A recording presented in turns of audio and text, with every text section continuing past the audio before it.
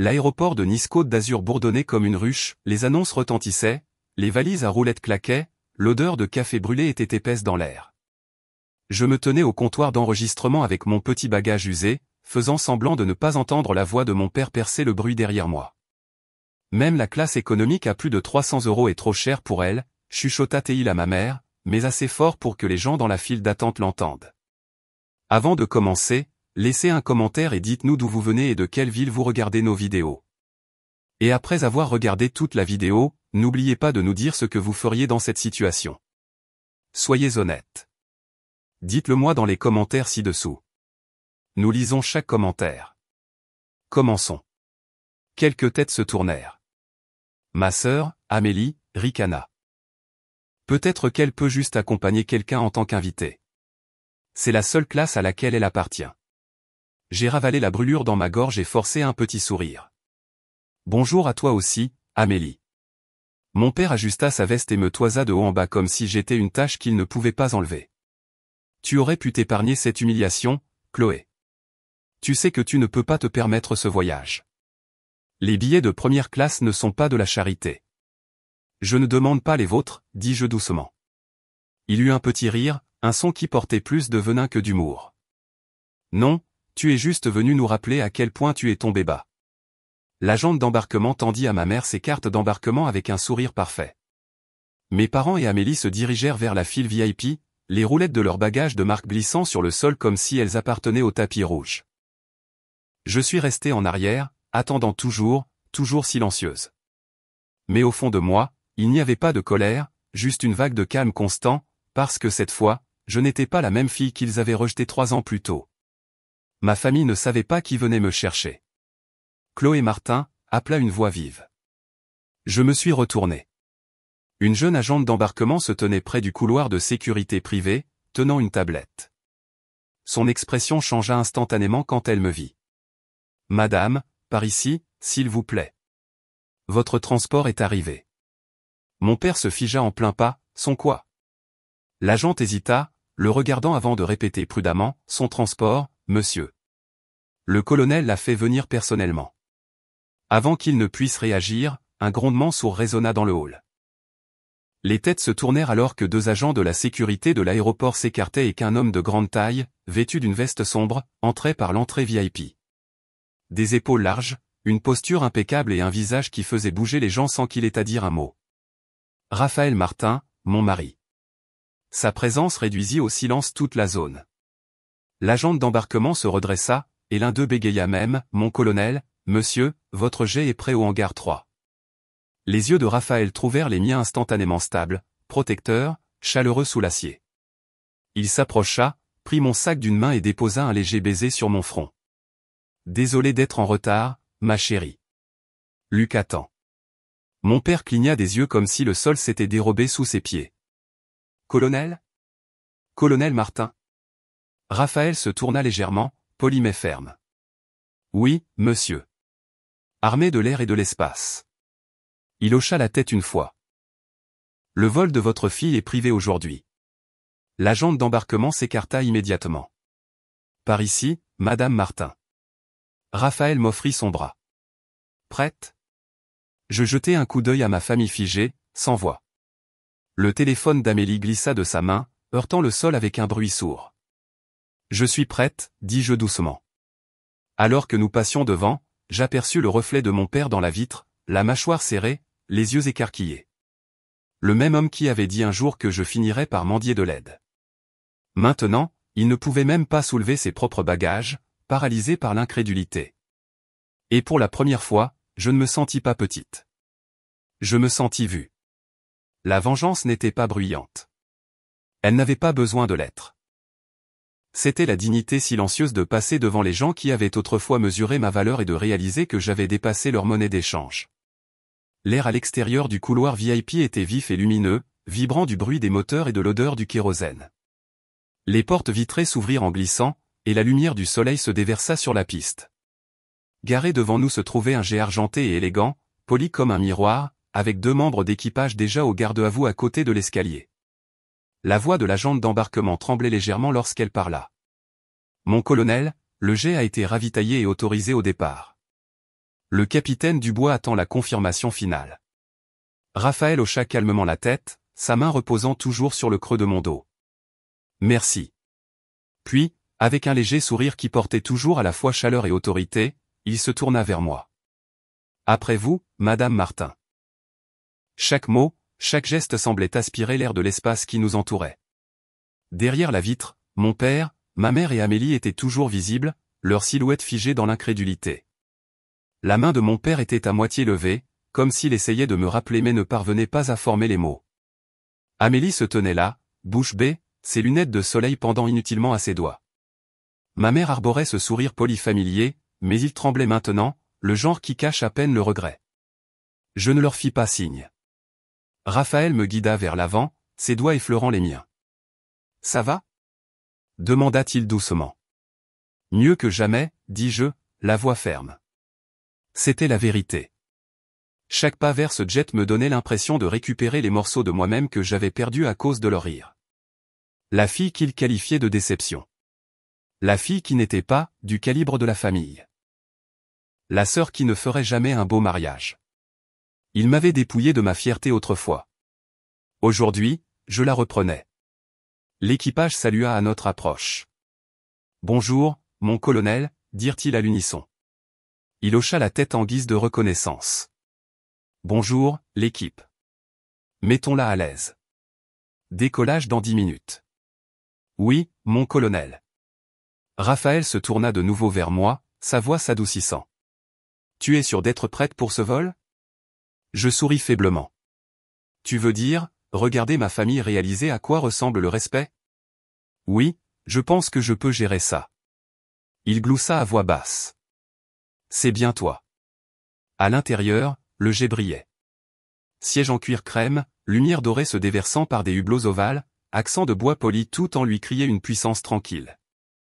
Je m'assis et regardai à travers la vitre teintée l'aéroport extérieur se mouvoir comme une bobine de film au ralenti. Ma famille venait d'atteindre la fin de la file VIP, leurs expressions pâles et désorientées. Mon père se disputait avec le personnel d'embarquement, ses mains s'agitant de frustration. Je ne pouvais pas l'entendre, mais je connaissais ce ton. C'était le même qu'il utilisait chaque fois que le monde ne se pliait pas à son ego. Raphaël me jeta un coup d'œil. « Veux-tu leur dire quelque chose ?»« Non, dis-je doucement. Ils ne comprendraient pas de toute façon. » Il pencha la tête, m'étudiant. « Alors laissons-les s'interroger. » J'acquiesçai, mes yeux retournant à la fenêtre. La montre coûteuse de mon père scintillait au soleil alors qu'il désignait la piste, réalisant trop tard que le jet qu'il regardait était le mien. Leurs expressions étaient impayables. La bouche d'Amélie s'entr'ouvrit, et ma mère serra son sac à main contre sa poitrine comme s'il pouvait la protéger de la réalité. Je me suis souvenu des derniers mots que mon père m'avait dit il y a 3 ans, « Tu regretteras d'avoir quitté cette famille. » Maintenant, en le regardant depuis le confort d'une cabine privée, je réalisais que je ne regrettais pas d'être parti. Je regrettais de ne pas être parti plus tôt. Raphaël s'assit à côté de moi, croisant une jambe sur l'autre avec ce calme qu'il portait comme une armure. « Quand je t'ai rencontré pour la première fois, dit-il, tu avais 2 emplois et tu réussissais quand même à sourire à travers tout ça. C'est ce qui m'a fait te remarquer. Pas le bruit autour de toi, mais la grâce. » Je le regardais, la poitrine serrée. « Tu as cru en moi quand personne d'autre ne le faisait. » Il sourit. « Parce que j'ai vu ce qu'il ne voyait pas, une femme qui pouvait se débrouiller seule et ne jamais se briser. » Les moteurs vrombirent doucement sous nous, et la voix du pilote retentit dans l'interphone. « Mon colonel, autorisation confirmée. Prêt pour le décollage. » Raphaël me regarda. « Tu veux faire les honneurs ?» Je clignai des yeux. « Moi. » Il sourit. « Dis-le. » Je pris une profonde inspiration et appuyai sur le bouton d'appel. « Capitaine Dubois, dis-je, d'une voix ferme mais tremblante à l'intérieur, vous avez l'autorisation de nous ramener à la maison. » Reçu, madame. Le jet commença à rouler. Dehors, le monde devint un flou en mouvement, le terminal vitré rapetissant, le tarmac défilant à toute vitesse, les silhouettes de ma famille se transformant en minuscules figures stupéfaites au loin. Raphaël attrapa ma main alors que le nez de l'avion se levait du sol. « Tu sais, dit-il, la vengeance n'a pas toujours besoin de mots. Parfois, le silence est plus éloquent. » Je souris faiblement. La ville disparut en dessous de nous, et les nuages avalèrent le ciel. Je fermai les yeux et laissai le son des moteurs noyer chaque insulte, chaque souvenir d'avoir été qualifié de « pas assez ». Parce que la vérité était simple, je n'avais pas besoin qu'ils me voient gagner. J'avais juste besoin de cesser d'avoir besoin de leur approbation pour me sentir entière. Alors que le jet montait plus haut, Raphaël se tourna vers moi, sa voix basse. On aurait pu prendre le vol régulier, tu sais. Je sais, dis-je en me tournant vers lui, mais certaines leçons s'enseignent mieux en public. Il rit doucement, secouant la tête. Rappelle-moi de ne jamais me mettre de ton mauvais côté. Trop tard, le taquinai-je, souriant pour de vrai cette fois.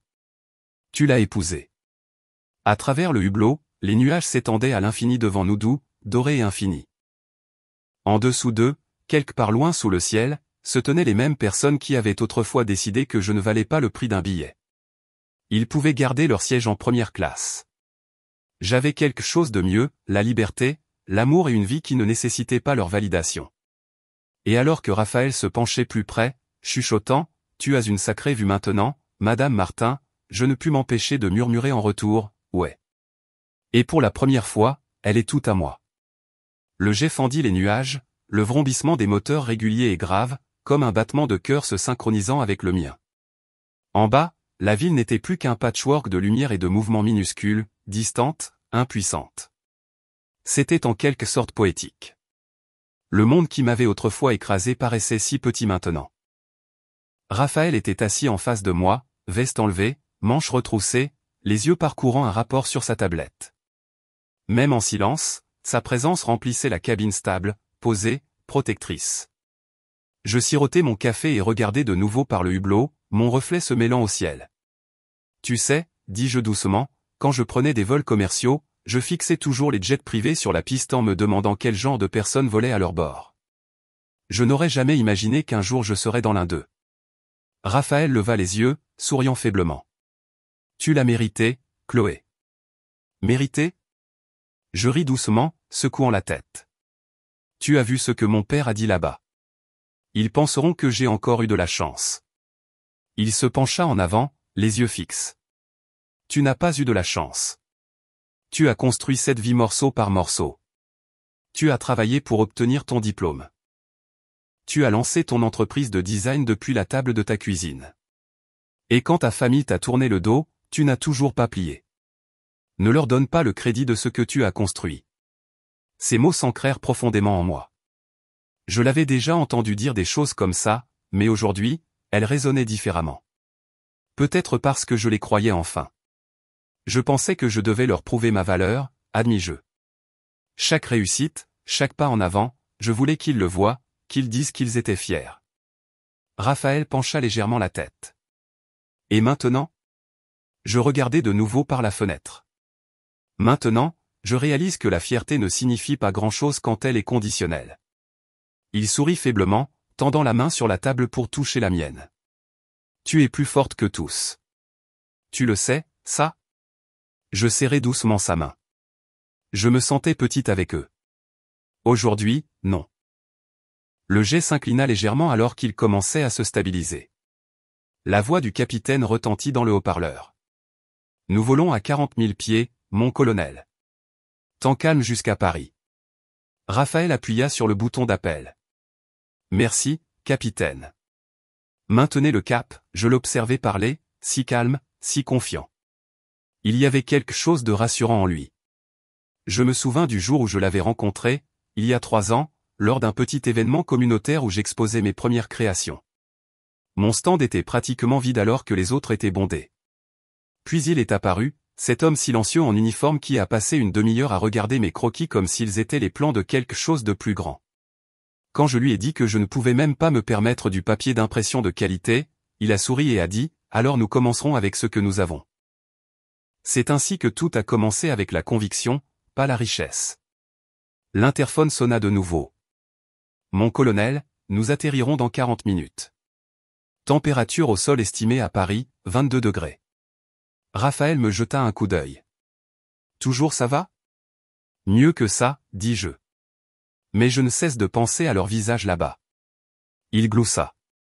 Difficile à oublier. Ce n'est pas la vengeance que je voulais, dis-je doucement. Je voulais juste qu'ils arrêtent de me voir comme un échec. Celle qui ne cadrait pas avec leur image parfaite. Raphaël se pencha en arrière. Parfois, on n'a pas besoin de s'intégrer. On a juste besoin de dépasser le cadre. Je souris faiblement à ces paroles. Dehors, les nuages passaient comme des montagnes blanches. La lumière du soleil vacillait sur le plancher de la cabine, chaude et dorée. Pour la première fois depuis des années, mon cœur était léger, non pas parce qu'il voyait enfin ma valeur, mais parce que je n'avais plus besoin d'eux pour cela. Un léger coup à la porte de la cabine nous interrompit.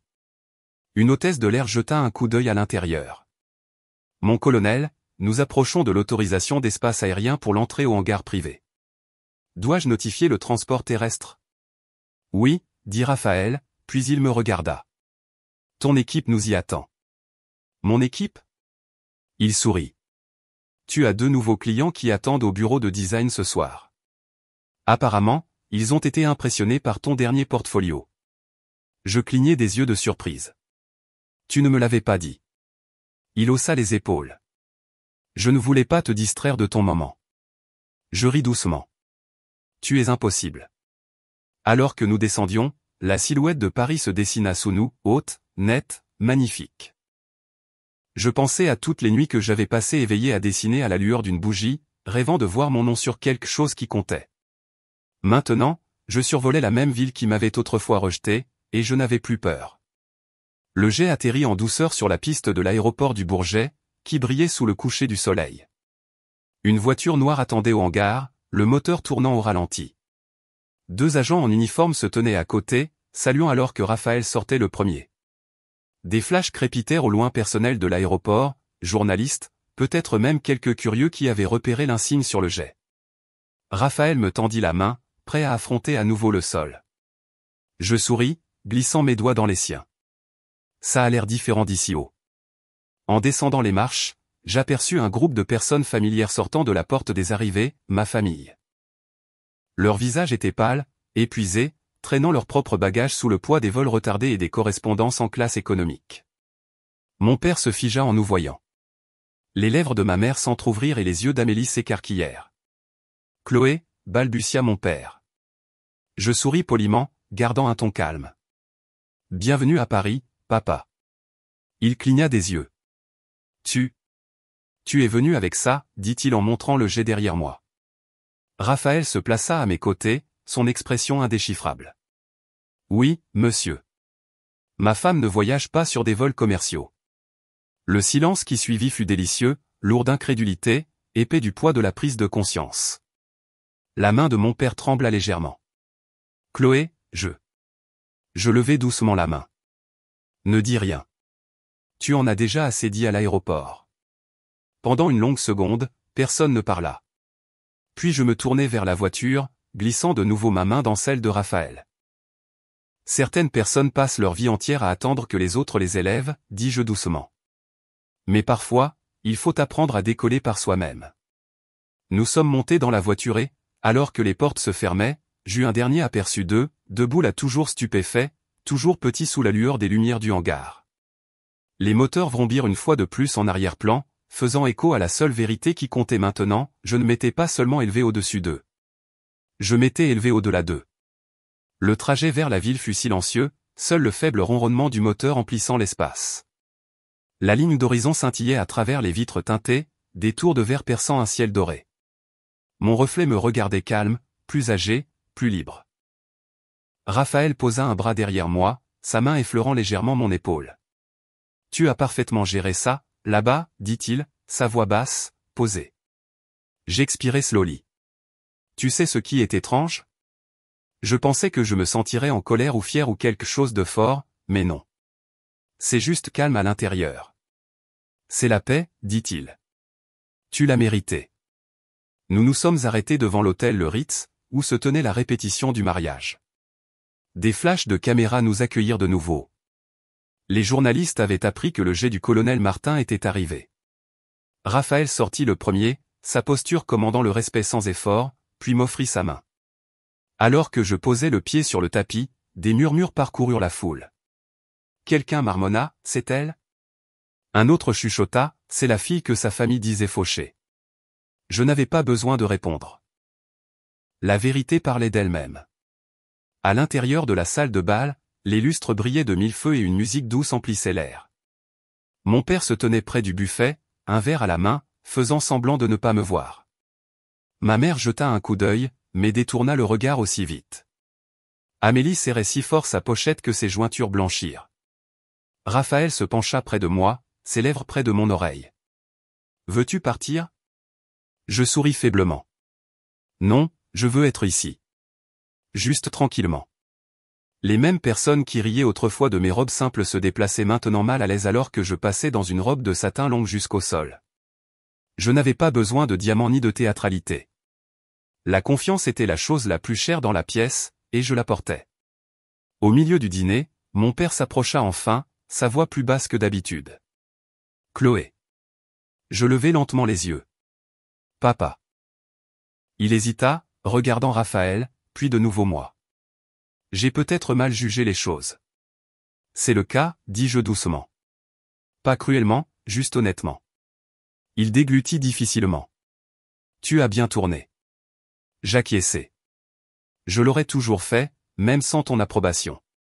Il baissa les yeux, honteux, et pendant un instant, je vis quelque chose que je n'avais jamais vu auparavant, le regret. Pas le genre qui répare quoi que ce soit, mais le genre qui admet tranquillement sa défaite. Chloé, commença ma mère, forçant un sourire tremblant. Nous ne voulions pas, si, vous le vouliez, l'interrompis-je gentiment. Et ce n'est pas grave, parce que maintenant, je n'ai plus besoin que vous pensiez autrement. Elle se figea. Raphaël posa sa main sur la mienne. Nous devrions y aller, dit-il doucement. Je me levai, lissant ma robe. Profitez du reste de votre soirée, leur dis-je à tous les deux. Puis je m'éloignai. Dehors, l'air était frais, les lumières de la ville se reflétant sur les marches de marbre. Pendant une seconde, je suis resté là, respirant librement. Raphaël se plaça derrière moi, sa voix calme. Tu n'étais pas obligé de dire quoi que ce soit, mais tu l'as fait. Je ne l'ai pas fait pour eux, dis-je doucement. Je l'ai fait pour la version de moi qui a un jour pleuré pour leur approbation. Il hocha la tête, souriant. Et elle est fière de toi maintenant. Nous sommes retournés à la voiture. Le chauffeur ouvrit la portière et, en m'asseyant à l'intérieur, j'eus un dernier aperçu de la salle de bal par la fenêtre. Ma famille, toujours debout là où je l'avais laissée silencieuse, petite, ne me dominant plus. Alors que la voiture s'éloignait, Raphaël prit ma main, son pouce caressant mes jointures. Tu sais, Chloé, dit-il avec un sourire tranquille, le sol a vraiment l'air différent quand on s'élève au-dessus. Je souris, regardant les lumières de la ville se transformer en traînées d'or. C'est vrai, murmurai-je. Et le silence est enfin agréable. Le jet nous attendait de nouveau au hangar privé, les moteurs vrombissant doucement. Avant de monter à bord, je me tournai une dernière fois vers le ciel nocturne, le même ciel qui m'avait vu me briser, me reconstruire et m'élever. Ils pouvaient garder leur jugement, leur luxe, leur fierté superficielle. Parce que ce soir, je n'étais pas la fille laissée pour compte. J'étais la femme qu'ils ne pouvaient plus atteindre.